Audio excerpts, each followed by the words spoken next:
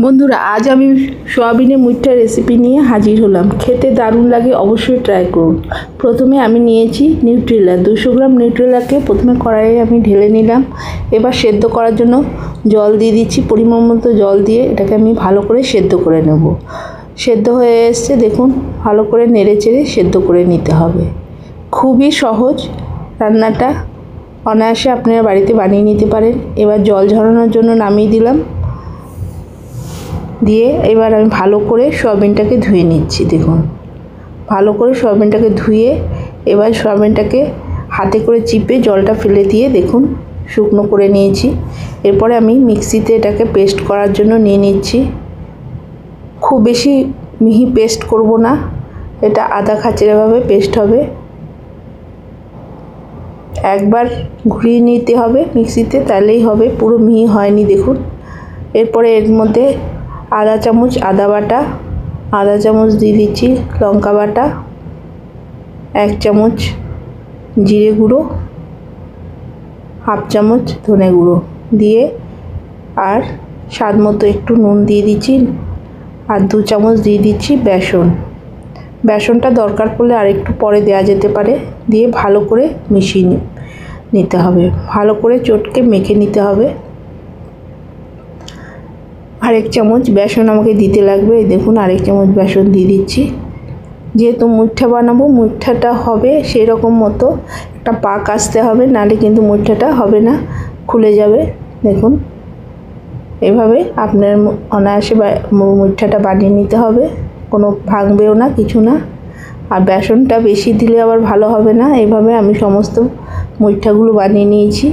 এরপরে ভাজার জন্য কড়াইয়ে আমি দিয়ে দিচ্ছি সাদা তেল। সাদা তেল দিয়ে আমি মুইঠাটা ভেজে নেব। এবার এক এক করে মুইঠাগুলো দিয়ে দিচ্ছি তেলে। মিডিয়াম ফ্লেমে এটাকে ভেজে নিতে হবে। খুব হাই ফ্লেমে ভাজলে ভালো হবে না, পুড়ে যাওয়ার চান্স থাকবে। মিডিয়াম ফ্লেমে ধীরে সুস্থে এটাকে ভেজে নিতে হবে।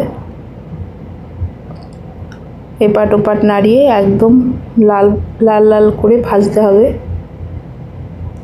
এটাকে আপনারা শুধু স্ন্যাক্স হিসাবে খেতে পারেন, আবার রান্না করেও খেতে পারেন। দুটোতেই খেতে খুব অপূর্ব লাগে। দেখুন, ভেজে নিচ্ছি। এবার আমি এগুলোকে তুলে নেব। সমস্ত মুইঠাগুলোকে তুলে বাকি মুইঠাগুলো আমি এরপরে ভেজে নেব। পুরো ভাজা হয়ে গেছে। সাদা তেল তুলে আমি ওই কড়াইয়ে সর্ষের তেল দিয়ে দিচ্ছি। দিয়ে তেজপাতা একটা ফোড়ন দিয়ে দিচ্ছি আর গোটা গরম মশলা দিয়ে ফোড়নটা একটু ভেজে নিয়ে পরে একটা টমেটোর টুকরো দিয়ে দিলাম, টুকরো করে কেটে। সামান্য একটু নুন দিয়ে এটা 2 মিনিটের জন্য ঢেকে দেব। নুন দিয়ে টমেটো ঢেকে দিলে খুব তাড়াতাড়ি টমেটোটা গলে আসে। দেখুন, টমেটোটা অনেকটাই গলে গেছে। ভালো করে নাড়িয়ে চাড়িয়ে নিয়ে এরপরে এর মধ্যে কিছু মশলা আমি অ্যাড করব। দিয়ে দেব এখন হাফ চা চামচ আদা বাটা, 1 চামচ লঙ্কা বাটা দিয়ে ভালো করে টমেটোর সাথে মিশিয়ে নিতে হবে।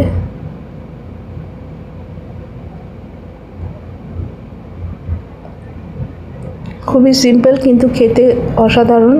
রেসিপিটা অবশ্যই ট্রাই করুন। মিক্সির বাটিটা ধুয়ে কিছুটা জল দিয়ে দিলাম। দিয়ে এরপরে কিছু গুঁড়ো মশলা তার মধ্যে দিয়ে দিচ্ছি হলুদ গুঁড়ো, জিরে গুঁড়ো, ধনে গুঁড়ো দিয়ে ভালো করে মিশিয়ে নিতে হবে। আর দিয়ে দেবো স্বাদ মতো নুন। দিয়ে মশলাটাকে ভালো করে কষিয়ে নিতে হবে ঢেকে ঢেকে। দেখুন, মশলাটা কষানো হচ্ছে। এইভাবে ঢাকনা খুলে খুলে 2-1 বার নাড়াচাড়া দিয়ে নিতে হবে। দরকার পড়লে সামান্য একটু করে জল দিতে হবে, মশলাটা যেন না পুড়ে যায় তার জন্য। মশলাটা পুড়ে গেলে খেতে ভালো লাগবে না। এইভাবে ঢাকনা খুলে খুলে 2-3 বার নাড়াচাড়া করে নিতে হবে। এবার আর ঢাকনা দেব না। এবারে মশলাটাকে আর একটু ভালো করে নাড়াচাড়া করে ভেজে নিচ্ছি। সামান্য একটু চিনি দিয়ে দিলাম স্বাদের জন্য। যেহেতু এটা নিরামিষ রেসিপি, নিরামিষ রেসিপিতে একটু চিনি দিলে খেতে ভালো লাগে। সামান্য একটু জল দিয়ে মশলাটাকে আরেকটু ভেজে নিচ্ছি।